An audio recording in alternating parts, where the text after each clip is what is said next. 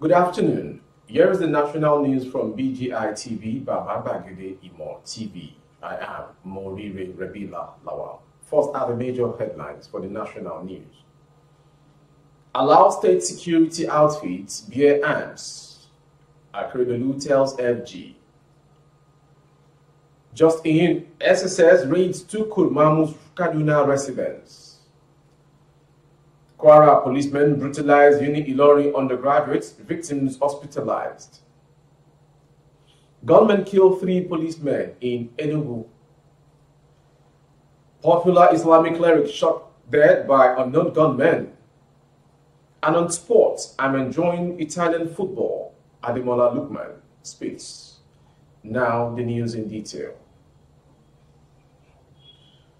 Governor Rotimi Akeredolu of Ondo State yesterday urged the federal government to allow Amotekun and other state security outfits bear sophisticated arms to protect the people within the states. Akeredolu also clarified his position on the oil pipeline surveillance contract awarded to private individuals and organizations. He spoke at the commissioning of the newly reconstructed office complex at the Ondo State Oil Producing Area Development Commission, or SUPADEC, in Akure.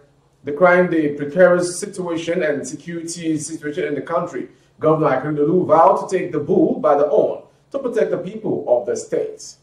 In his words, my position is to allow Amotekun bear heavy arms like the non-state actors who were engaged to protect the oil pipelines.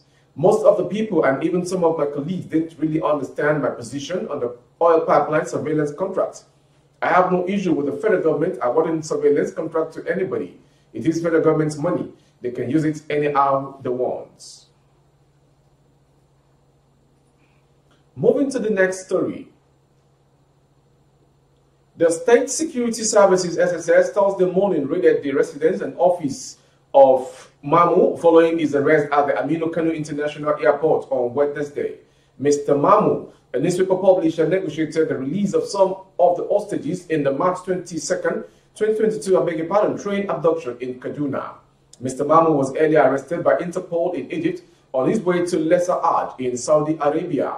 He was forced to return home to further face questioning by Nigerian authorities. A family source confided in Premium Times that the armed security operatives raided his house and office at about 12:30 a.m. The source said the operatives seized phones and laptop computers found at the premises. The source also revealed that Mr. Mamu's wives were traveling with him to Saudi Arabia have been released. However, his son Ibrahim and son-in-law Faisal are still being held by security operatives for questioning.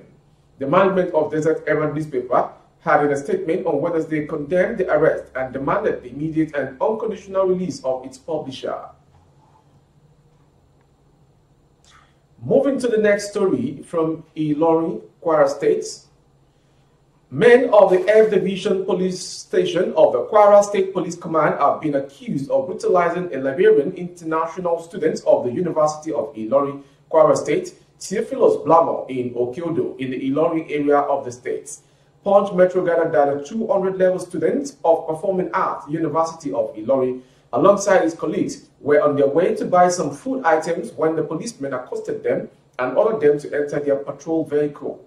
Blamo, who spoke to our correspondent on Wednesday, said after entering the vehicle, the policemen collected their phones and started checking for incriminating evidence, but to no avail. The international student said they were in the vehicle when one of the policemen allegedly punched his face, stomach, and limbs, adding that he became weak during the assault. He said when the policemen did not find any incriminating evidence on our phones, they started asking why we are not doing Yahoo. They spoke in Yoruba language and I didn't understand, but kept pleading with my colleague to keep quiet.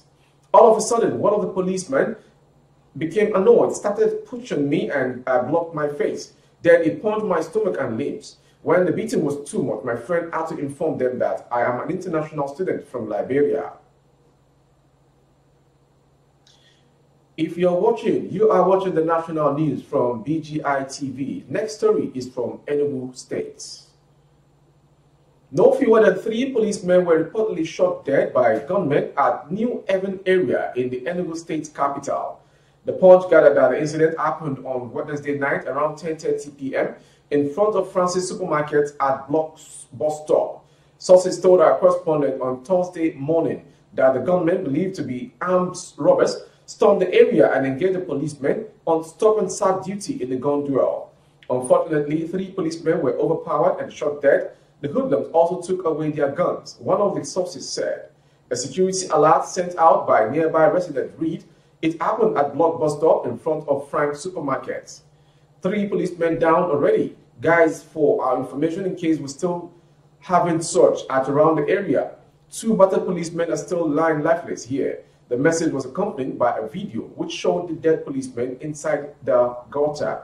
Meanwhile, efforts to get reaction of the police public relations officer, Daniel Undokwe, were unsuccessful as it could not be reached as phone indicated switched off.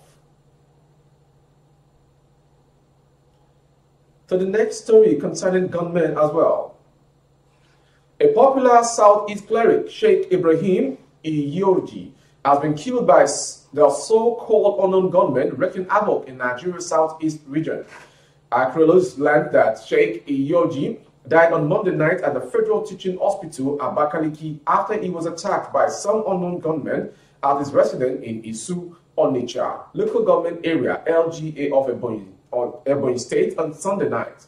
Reacting to the cleric's murder, members of the Muslim rights concern, Murik, Abuja branch, condoled with the Ebonyi State Muslim community. In a statement jointly signed, Salahuddin Ustaz Yunus, the chairman, Murik, Abuja branch, and Lukman Leleye, the public relations officer of Murik, Abuja branch, the group asked authorities to get to the root of the circumstances surrounding the attack. May Allah enable the government to do the needful in getting to the root of the circumstances surrounding his attack, and by the dear devils, may Allah make it easy for each and every one of us to strive hard in pleasing Allah before our destined period of death. Murik's statement reads in parts. Concluding the national news is the sports story. Less than 3 weeks since he joined Italian Serie A side Atlanta from RB Leipzig, Nigeria international Ademola Lookman says he's enjoying life in Italy. Punch Sports Extra report. The 24-year-old completed his transfer to join the Black and Blues at a cost of €9 million plus performance-related bonuses, having spent 2021-2022 season on loan at Leicester City in the English Premier League. The forward was impressive during his time in England, scoring 8 goals in 42 appearances for the Foxes. But Brendan Rodgers' side could not sign the winger permanently due to his €15 million valuation by parent club Leipzig. Since joining Atlanta, the Nigerian has made 5 appearances and has been involved in 3 goals, a goal and 2 assists. During their matchday 5 fixture weekend against newly promoted Monza on Monday, Lookman put up another superlative performance, setting up the opening goal, scored by Rasmus Odlung, before his effort was directed into the net by defender Marlon Santos da Silva, Barbados, to secure the victory at Britannia Stadium. That concludes the national news from BGI TV. Before we go, some major headlines. Allow state security outfits bear arms, Akeredolu tells Buhari. SSS raids to Kurmamu's Kaduna residence office. And on sports, I'm enjoying Italian football, Ademola Lookman declares. For more updates on YouTube, our handle is Bababagede Imo TV. Kindly subscribe. Click on the notification bell, select option all to access our broadcast. On Facebook, Bagede Imo with Alawiye Adebayo. Please like and follow the page for you to access our broadcast as well. On Instagram, Bagede Imo _22. For advert placement of your goods and services, coverage of events and function, please dial the phone number streaming on your screen for advert placement only. Good afternoon, I am Morire Rabila Lawal.